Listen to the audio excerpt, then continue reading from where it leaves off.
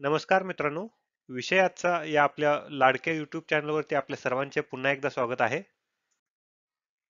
अ, आपल्याला तर माहीतच आहे की दरवर्षीप्रमाणे ह्याही वर्षी 1 फेब्रुवारीला आपल्या भारताचा अर्थसंकल्प सादर होणार आहे आणि तो आपल्या वित्तमंत्री निर्मला सीतारामन ह्या सादर करणार आहेत.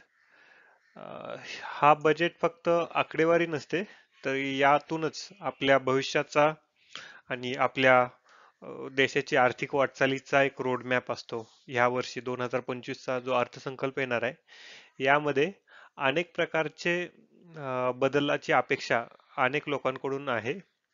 तर आपण ते पाहूयात की 2025च्या बजेटमध्ये काय नेमकं एक्सपेक्टेशन्स आहेत लोकांकडून किंवा फायनान्स मिनिस्ट्रीकडून.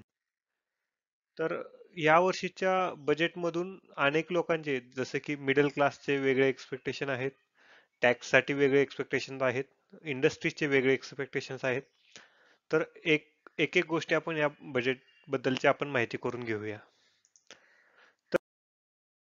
सर्वात पहिल्यांदा जर पाहिलं तर मिडल क्लास यांच्यासाठी टॅक्स मध्ये जी सूट मिळावी आयकर स्लॅबसाठी, तर त्यासाठी सर्वात मोठी बदल करण्याची गरज आहे. 2024च्या बजेटमध्ये जो स्टँडर्ड डिडक्शनचा एक छोटा चेंज केला होता, की जो 50,000वरून 75,000 रुपये चेंज केलेला आहे. तर तो एक पाहण्यासारखी गोष्ट आहे की ह्या वर्षी ते काय करतायत. कारण गेल्या वर्षी म्हणजे काही दिवसापासून तर अशी न्यूज चालू आहे की जो इन्कम टॅक्सचा स्लॅब आहे तो डायरेक्ट 15 लाख करण्यात येईल. पण ते आता तरी शक्य वाटत नाहीये. आणि अशी पण न्यूज होती की ते 10 लाखाच्या आसपास ठेवतील. पण काही त्याचा भरोसा वाटत नाहीये की जे आत्ताची जी करंट रनिंग गव्हर्नमेंट आहे यांना याविषयी एवढासा असं काही हे नाहीये. तर पाहूयात की या वर्षीच्या बजेटमध्ये ते किती मिडल क्लासला आणखी महागाईच्या माऱ्यामध्ये ठेवतात आणि याचा इम्पॅक्ट देशाच्या इकॉनॉमीवर होते, जीडीपी वरती पण होतो. तर त्याविषयी पण आपण माहिती घेऊ. तर आपल्याला तर माहीतच आहे की भारताची जी इकॉनॉमिक ग्रोथ आहे म्हणजेच आपला जो जीडीपी आहे तो मागील काही दिवसांपासून कमी होत आहे. आणि त्याच्या मागे जे कारण आहे ते त्याच्या जीडीपीच्या फॉर्म्युल्यामध्येच आहे की जे कन्झम्पशन आहे, जे जे डोमेस्टिक कन्झम्पशन जे आहे ते फार कमी झालेलं आहे. आणि याचं कारण सुद्धा अनेक जण हे सांगतात की जे कन्झम्पशन म्हणजेच काय की भारतांतर्गत जे होणारी खरेदी. कारण जे लोक आहेत भारतातले जे कन्झम्पशन करतायत ते मिडल क्लास मधलेच आहेत आणि मिडल क्लासकडेच पैसा नसल्यामुळे ते कन्झम्पशन करू शकत नाही आहेत. तर हाच एक फॅक्टर आहे की जो गव्हर्नमेंट ह्या बजेटमधून चेंज करू शकते. की जर कन्झम्पशन जर लोकांचे वाढवायचे असेल तर त्यांना टॅक्समधून रिलीफ दिलाच पाहिजे. आणि जर तुम्ही याचेच इम्पॅक्ट जर पाहिलं मार्केटमध्ये, तर शेअर मार्केट सुद्धा मागील काही दिवसांपासून डाऊन आहे. की भरपूर अशी शेअर मार्केटमध्ये विक्री चालू आहे शेअर्सची, की कारण त्यांच्यामधले कंपनी जे आहेत ते चांगले परफॉर्म करू शकत नाहीत, कारण त्यांचे कंपनीचे रिझल्ट चांगले येत नाही आहेत. तर पाहूयात की या बजेटमध्ये म्हणजे गव्हर्नमेंट ह्या कन्झम्पशन वाढीसाठी म्हणजे इन्कम टॅक्स मध्ये काही किंवा जीएसटी मध्ये सुद्धा काही सुधारणा करणार आहे का. तर ह्याच्यानंतर आहे, तर दुसरी सर्वात मोठी गरज होती या बजेटमधून ती शेतकऱ्यांसाठी, की त्यांच्या ॲग्रिकल्चरल डेव्हलपमेंटसाठी किंवा रुरल डेव्हलपमेंट जे आहे यासाठी या बजेटमध्ये काय करतायत त्याविषयी. तर गेल्या वर्षी काही बेसिक सुधारणांसाठी 1.5 लाख कोटी रुपयांची तरतूद करण्यात आली होती.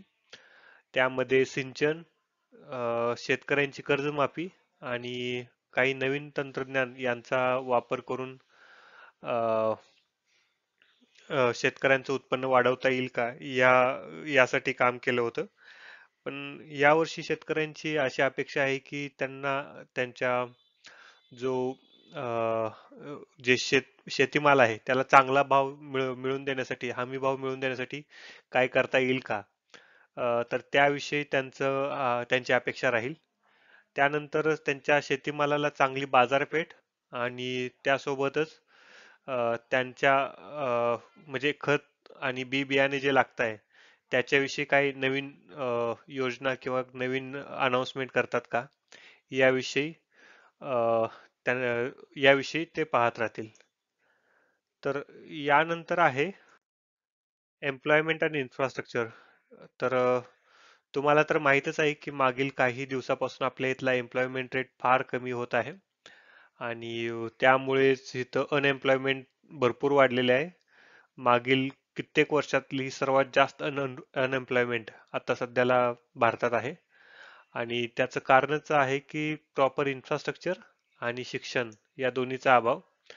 तर एम्प्लॉयमेंटसाठी गव्हर्नमेंट यावर्षी काही नवीन तरतूद करते का? कारण जर एम्प्लॉयमेंट म्हणजे एम्प्लॉयमेंट काय असं एका दिवसाचं काम नाही किंवा अचानक होऊ शकत नाही. त्यासाठी काही इन्फ्रास्ट्रक्चर मध्ये डेव्हलपमेंट करावीच लागेल आणि सोबतच त्यांना जे कंपनी आहेत किंवा जे इंडस्ट्रियलिस्ट आहेत त्यांच्याकडून काही मदत घेऊन जास्तीत जास्त इंडस्ट्रीज उभा करता येतील किंवा स्टार्टअपसाठी काही अनुदान किंवा काही नवीन गोष्टी तयार करता येतील. तर या गोष्टींकडे फोकस करण्याची गरज आहे. त्यासोबतच जे एम्प्लॉयमेंटसाठी बेसिक गरज आहे ती म्हणजे एज्युकेशन. तर एज्युकेशनसाठी काय ह्या बजेटमध्ये करतील याविषयी पण थोडी माहिती घेण्याची गरज आहे. कारण एज्युकेशन जर म्हणजे बेसिक गरजच आहे ती एम्प्लॉय जी एम्प्लॉई तयार करण्याची. तर त्याविषयी पण काही नवीन अनाउन्समेंट होत आहेत का, तर तेही पाहण्याची गरज आहे.